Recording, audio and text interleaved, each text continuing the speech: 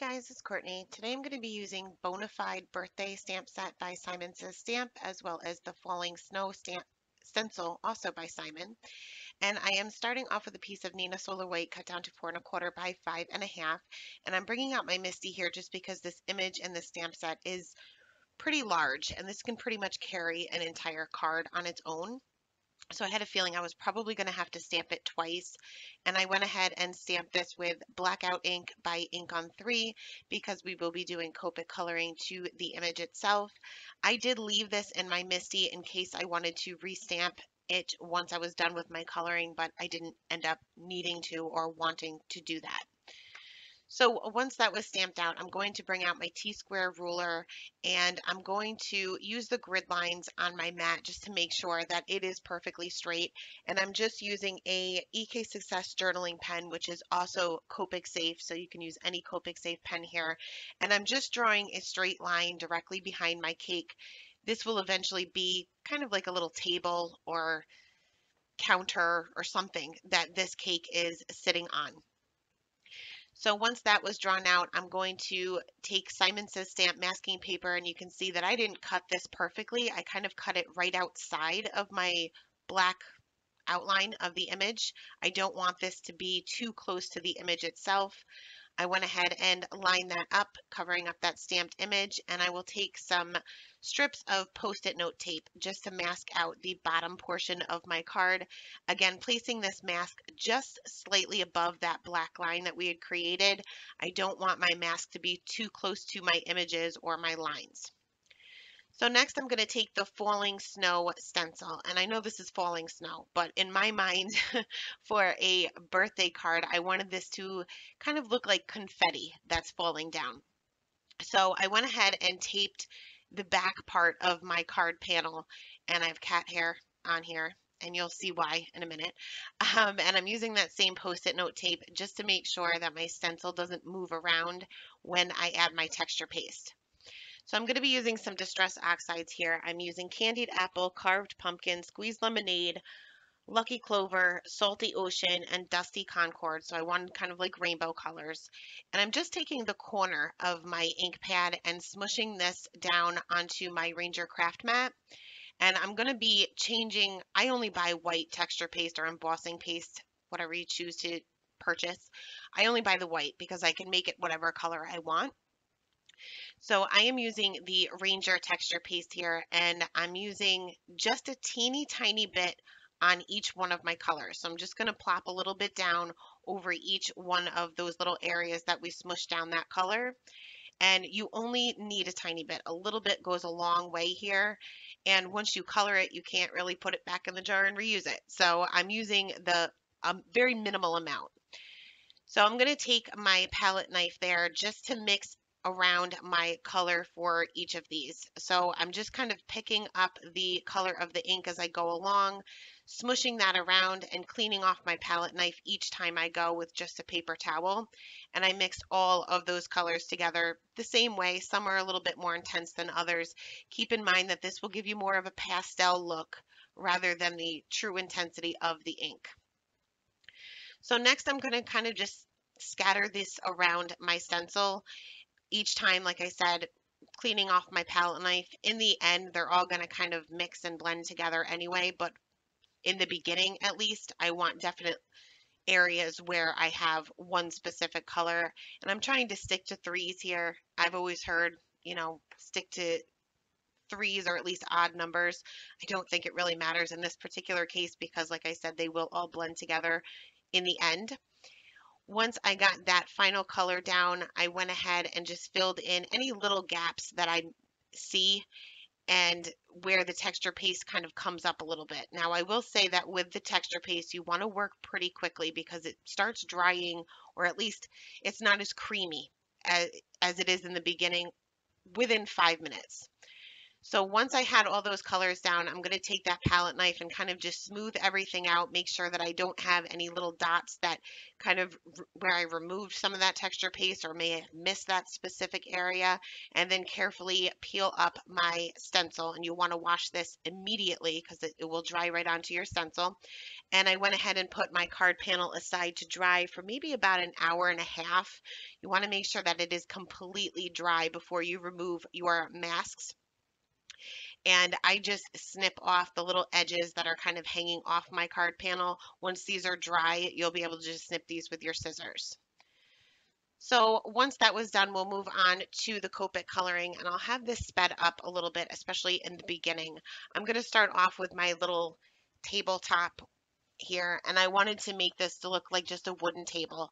So I'm going to do a little bit of wood grain, but it's not going to be, I don't want it to take away from everything else I have going on. This is a pretty busy card for what I'm used to, so I wanted to kind of keep everything else kind of simple. So I covered up the entire area with my lightest color, and next I'm adding my shadow. So I went in with my E59 and added a shadow underneath this little cake plate, blended that out with the E57, and then I'll blend that out with the E55. And then I'm going to add my little wood grain, and I'm just adding little scribbles. I'm just using the tip of my marker, barely touching the paper. Some of my lines are kind of wavy, some of them are straight, some of them are curled. It doesn't really matter because most of this is going to be blended in. I don't want it to be too noticeable, I guess, just because of everything else I have going on. I'll also do that same thing with the E57, and then decided to add a little bit of shading on either side of the table just so that it wasn't so solid. So I just added a little bit of the shading with the E57, blended that out with the E55, and I am using flicking motions here just to make my blend a little bit easier, but this part is definitely optional. And then finally, I will go back in with the E53, which is my lightest color, and I'm going to go over everything. And this will kind of tone down those little wood grain marks that we had created because it will kind of blend in with that lightest color.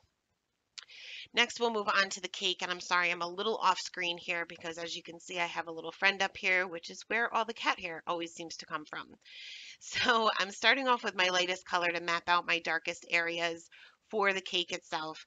I'm going to have my darkest areas be underneath where the frosting is kind of drooping over the cake, and a little bit on either side. Because this is a rounder object, you want your highlight to be in the center. He keeps moving his face, so it keeps going in and out of focus, but he does eventually get down in a minute. So for my E57, I'm going over those same areas that we had mapped out with the lightest color. And for either side of the cake, I'm just putting one little line because I want this to be pretty light and I don't want it to blend in with the little table that we had colored too much. So I'm just using the darkest color pretty sparingly. Next, going in with the E33 and extending all of those areas out, and this is where I'll start bringing in a little bit more shading on either side of the cake to give this more of a round appearance. Just trying to be careful going around my little candles, but you'll see as the coloring progresses, I was so incredibly messy with my coloring that I had to use my colorless blender way more than I normally do. So extended that out with the E31 and then finally going back in with the E30 for just that highlight area. For the frosting, this first one, I'm going to be using some YG markers. Again, mapping out my darkest areas with my lightest color first. Going to concentrate my darkest areas where the top layer of the cake is on top of this layer. And underneath those little candles, part of the image is those little wavy lines. I'm using those to my advantage to add some shading. Again, one little line on either side of the frosting with my darkest color, and just a teeny tiny bit on each one of those areas where it's kind of drooped down. Next, going in with the YG17 and extending all of those areas out a little bit further, including those little droopy areas there. We'll also add a little bit of a reflection to those areas with a white gel pen once all of the coloring is complete. YG03 is my lightest midtone, and then going back to that YG01 for my highlight color, pretty much there right in the center where it would be closest to you if it was a rounder object. Going to do the same thing with the top layer or top tier of this cake, but I'm going to switch over to some V markers, and I have this sped up a lot because I did the same exact thing, with the exception I added a little bit of shading underneath his little paws where he's kind of holding on to the cake or coming out of the cake. And you can see this is where I start getting a little bit messy here. And originally my V000, I think it was going to be my lightest color, but it was a little bit too light for the other colors that I used. So once I realized that and I realized it was picking up too much of my darker colors, I brought in the V01 with it, which is just slightly darker, and that seemed to blend and give a better result. So next, you can see I had some bleeding there onto my dog. So before I start coloring him, I want to make sure that I remove that purple because you'll end up with a purple dog. So I'm going to go ahead and start coloring the dog with some E markers. And these are more of a more warm brown, I guess. And I'm starting off with my lightest color, mapping out the darkest areas. Shadows will be on underneath his little hat and underneath that little glob of frosting that's on his head, and where his little snout is, also on his little body, where above his little paws and underneath that bone that's in his mouth. Going in with the darkest color, adding in my shading with minimal dark colors because I don't want him to be too dark. He ended up a lot darker than I actually wanted him to be, but I just used the E18 pretty sparingly. I didn't add any shading to the sides of his face with this color because he would have ended up even darker, but I did add the shading with the E15. And I'm just using basically a center light source here because I have so many round objects here. I figured a center light source would be the easiest because everything is pretty much going to have a center highlight being their round objects anyway. So for his ears, I'm just adding a little bit of shading where it is closest to his head or his little hat there, and just adding a little bit of a highlight on the very tips of his ears. Going in with the E13, blending all of those E15 areas out, and then finally going back to the E11 just to add my highlight to the center of his little face there and on the tips of his ears. For the inside of his ears, I'm just going to color these in solid with the E01. I just wanted this area to be a little bit lighter than the rest of the dog. And here again, you can see I went out of the lines. And you just want to make sure you're careful when you use your colorless blender.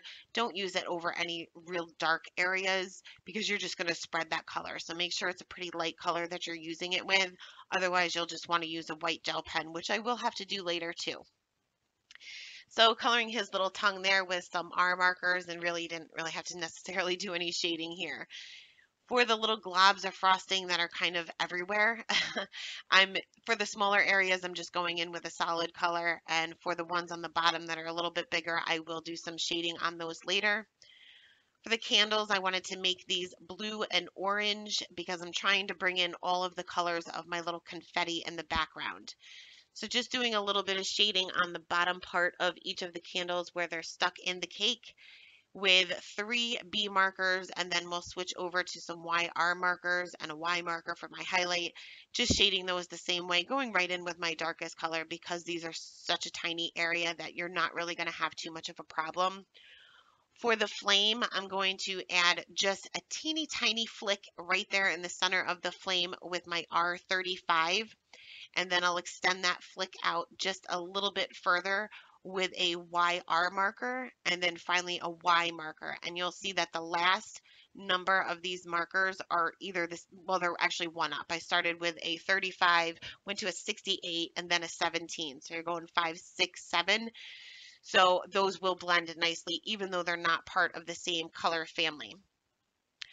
For the hat, I'm not going to show you the entire thing, but I'm basically going to use the same color combinations as I did for the rest of the card, and each stripe will be a different color combination, just concentrating the center at being the highlight. I coated the entire thing with the lightest color, put a little bit of shading on either side with the darkest color, blended that out with the 2 midtones, and just kept the center for that highlight. Again, did all those stripes the same way, just with different color combinations.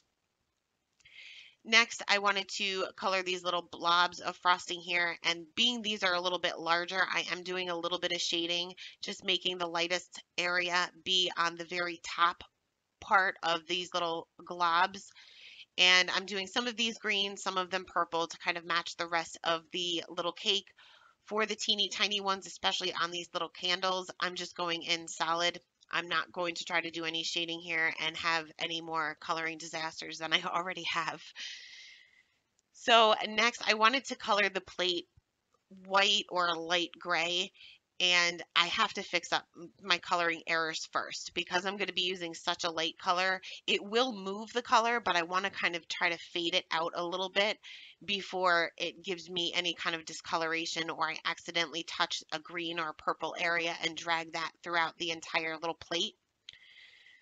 So starting off with my darkest color. So my darkest color here is going to be a C5. And I'm just going to be doing a little bit of shading on the bottom part of the plate. I don't know what the part that's actually touching the table. This is going to be mainly in shadow because it's underneath the rest of the plate. So I'm adding a little shading on either side and all along the top part of the plate where that's hanging over. Also where the cake is laying on the plate and underneath these little globs of frosting, and a little bit on either side, pretty much where it's coming from behind the cake. That would be the darkest area. Blending that out with the C3, going over those same areas and just extending those out even further. And then finally I'll go in with the C1. I was originally going to have this fade to white, but they're pretty tiny areas once you go over or around everything else. So I just color the entire thing in with the C1. For his little bone, I'm going to use the same color combination, just doing a little bit of shading where the bone is coming out of his mouth and on either side, and just the very bottom. The top of the bone would be the lightest, and I just wanted to give it a little bit of shape with those little flicks or C marks on either side of the bone. I'm going to use the same color combination for the top part of his hat, this little pom-pom, and to make this appear white as well. So I took my white gel pen, fixed up any of my coloring errors that were darker colors. I didn't want to risk using my colorless blender. Added a little bit of reflection to his hat, and I'm also going to add a little bit of a reflection on the little droops of the frosting. You can see my gel pen was coming out a little bit too fast, so I just rubbed that on my finger and had much better luck with that. Added a little bit of reflection to the rest of the cake and filled in that reflection on his nose as well. Next, I'm going to go ahead and line up two of the sentiments in the stamp set, pick those up with my acrylic block, and I did line these up on my grid mat just to make sure that they were straight, and then I stamped that with Simon Says Stamp black dye ink right on the bottom of my little cake here. And this is, I think, is the second belated birthday card I've made in in a row, but they're always good to have on hand. I went ahead and took the other sentiment, or one of the other sentiments from the stamp set, and used that same black dye ink to stamp this on the inside of my card as well. I thought that these really went good together and I wasn't sure which one I wanted to use, so I ended up using both. And last, I took my Tempo Mono multi-glue to adhere my card panel flat down onto my card base. And this is the same size as my card base, so there's not going to be a frame around it. And I took a Nuvo Aqua Shimmer pen just to add some shimmer, mainly to the frosting on the cake and including those little drips on the cake plate itself. But that is it. That is the card for today, guys. Thanks a lot for stopping by and have a wonderful day.